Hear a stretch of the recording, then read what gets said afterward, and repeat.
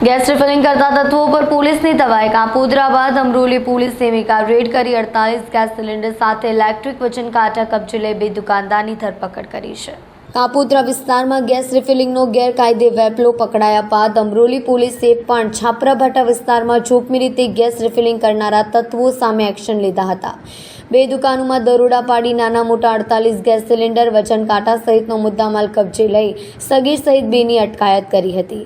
શહેરમાં ગેરકાયદે અને જોખમી રીતે ગેસ રિફિલિંગનો વેપલો બેરોકટોક ધમધમી રહ્યો છે। અનધિકૃત આ ગોરખ ધંધાને કારણે આગ લાગવાના અને જાનહાનિ થવાના કિસ્સા પણ બનવા પામ્યા છે।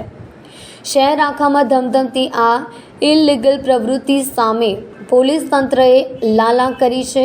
કાપોદ્રા પોલીસે આ મામલે સપાટો બોલાવ્યા બાદ અમરોલી પોલીસ ત્રાટકી છે। પીઆઈ વનારના માર્ગદર્શન હેઠળ પોલીસ કર્મીઓએ બાતમીને આધારે છાપરાભાટા રોડ પર વાળીનાથ સોસાયટીના ગેટ બહાર 2 અલગ અલગ દુકાનોમાં દરોડા પાડ્યા હતા અને બંને દુકાનોમાં ગેરકાયદેસર ગેસ રિફિલિંગનો વેપલો ચાલતો હતો।